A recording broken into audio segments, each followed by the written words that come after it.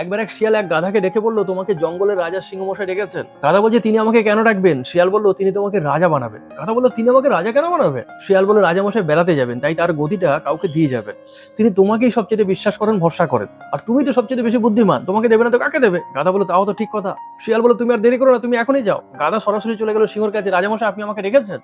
সিংহ সঙ্গে সঙ্গে গাধার উপরে ঝাঁপিয়ে পড়লো। গাধার একটা কান সিংহ কেটে ফেলেছে। কোন রকমে গাধা সেখান থেকে প্রাণ বাঁচিয়ে ফিরে এসছে। এবার গাধা শিয়ালকে বলছে, তুমি তো খুব বাজে দেখছি, তুমি তো আমাকে মিথ্যে কথা বলে অল্পের জন্য প্রাণে মেরে ফেলছিলে, এই দেখো সিংহ আমার কান খেয়ে ফেলেছে। শিয়াল বলছে, আরে তুমি তো বোকা দেখছি, তুমি যখন রাজমুকুট পরবে তখন তোমার কান থাকলে অসুবিধা হবে না, তাই সিংহ তোমার কান কেটে ফেলেছে। এবার তুমি আর দেরি করো না, তুমি আবার যাও রাজামশাইয়ের কাছে।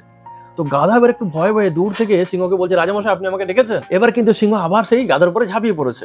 কোন রকমে গাধার লেজটা সে পেয়ে গেছে, সেটাকে সে কেটে খেয়ে নিয়েছে। কোন রকমে প্রাণ বাঁচিয়ে গাধা সেখান থেকে ফিরে এসেছে। এবার সে শিয়ালকে দেখে খুব চটে গেছে।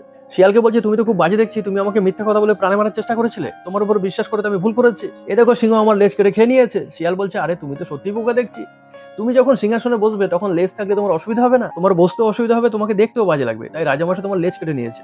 দেখো তোমার যা যা বাদ দেওয়ার সবকিছু বাদ দেওয়া হয়ে গেছে, এবার তুমি গেলেই রাজা হবে। গাধা বললো, যাই হোক, যা যা বাদ দেওয়ার সব তো বাদ দেওয়া হয়ে গেছে, এবার আমি গেলেই রাজা হবো, তাহলে এবার আমি যাই। এবার সে অনেকটা সিংহর কাছাকাছি চলে এলো। রাজামশাই, যা যা বাদ দেওয়ার সব তো দেওয়া হয়ে গেছে, এবার আপনি আমাকে সিংহাসনটা দিন আর মুকুটটা দিন। সিংহ প্রথম দুবার ভুল করলেও তৃতীয়বার আর ভুল করেনি। সিংহ এবার সরাসরি গাধার গলায় ধরেছে।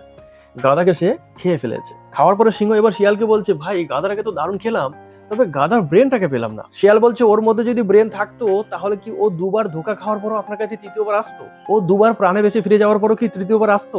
একই ব্যক্তির কাছে বারবার ধোকা খাওয়াটা, ওটাকে বোকামি বলে না, ওটাকে বোকাদের সর্দার বলে। ভালো থাকবেন সবাই।